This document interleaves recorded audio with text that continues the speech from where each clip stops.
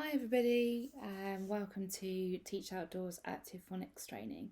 So today we're going to look at the exciting realm of teaching phonics actively, and this presentation is designed to accompany the Active Phonics Activities booklet, and also to give you a basis around the research and the ideas behind active phonics instruction. So, as teachers, we all know that phonics instruction plays a crucial role in early reading development and equipping children with the skills to decode and read words with confidence.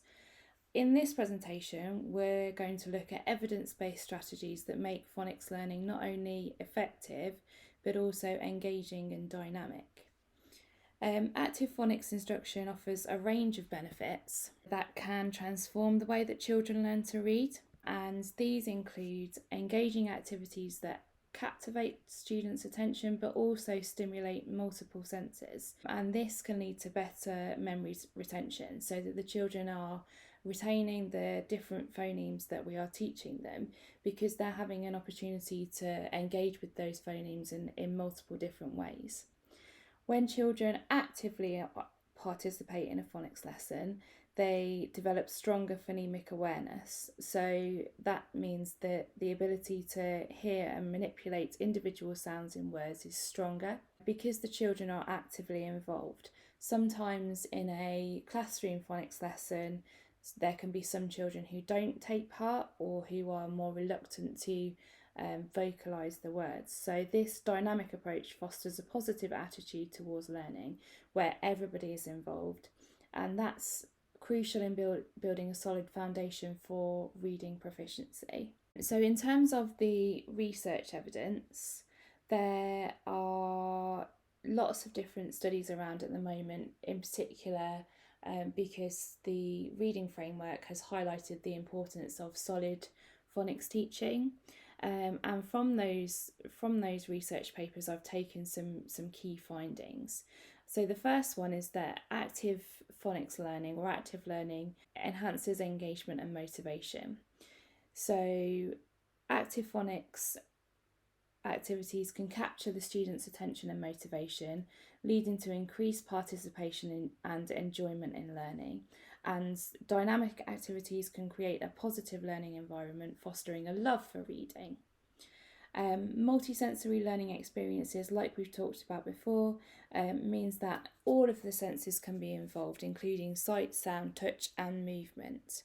Multisensory experiences help to reinforce connections between phonemes and graphemes, and this in turn can improve memory retention. Improved retention and application comes through active learning. So, active learning promotes deeper processing of phonics concepts, leading to better retention and the transfer of skills to reading and decoding words. The engagement of multiple senses enhances memory recall and application of the phonics rules as well. Increased phonemic awareness. So, active phonics activities that require students to segment, blend and manipulate individual phonemes can lead children to develop phonemic awareness, which is obviously then what they need for decoding and spelling. And finally, positive attitudes towards learning. So active phonics activities can create positive associations with learning and reducing the risk of the phonics instruction becoming tedious or monotonous. Also, just to note that we need to at some point make the move from teaching phonics within a phonics lesson to accessing phonics in a real world opportunity. So active phonics can give that opportunity to take the phonics learning outside of the classroom and apply it in a different context. And this bridges the gap between isolated phonics skills and practical reading abilities. Just a little note on the reading framework. So the reading framework underscores the importance of explicit systematic phonics instruction, but it also talks about repeated practice, and that's where your active learning can come in, because you're going to teach your phonics systematically, following your phonics scheme within the classroom, but then your active learning gives that opportunity to apply in a multisensory environment. So in terms of the Active Phonics booklet, there are lots of different activities for you to try, but I just wanted to draw your attention to some of them. So the first one is the phoneme hunt. So in this one, you would write down different phonemes on cards, and you would also either use your outdoor area, or you would collect objects within your outdoor area that correspond to the phonemes that you are learning. You would give your phoneme cards to the children, and then very, very simply, the children are going to look for objects that have the initial sound corresponding to their phoneme. So this is very, very basic at the very start of phonics learning, where you're just concentrating on those initial sounds, and the children need to make the link between physical objects and the sound. So very simple activity to start with, but a good one if you're new to outdoor learning or you're introducing your children to outdoor learning for the first time. The next activity is the javelin challenge. So this incorporates more physical movement and more of the active side of the active phonics. So each child has one of those soft foam javelins, which you will probably find in your PE cupboard. You need to set out your hoops at various distances, and in each hoop you would have your selected words, and those selected words are going to be the ones that correspond to the phonics that you're teaching in the class. Very simply, the children just need to throw their javelin, see where it lands, and then go and pick up the word and see if they can read it. So again, it's an opportunity to take the learning that's happened in the classroom and then apply it in a different context. So for those children who just need a little bit more practice, this is the perfect activity for them to get involved in.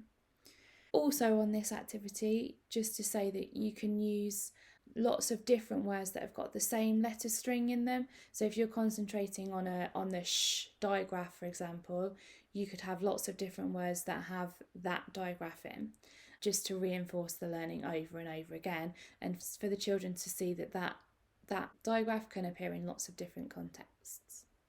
And then the final one that I just wanted to mention was the scavenger hunt, basically. So you would have lots of objects and pictures scattered around your outdoor area, and the children need to find the objects that match specific letters or letter combinations.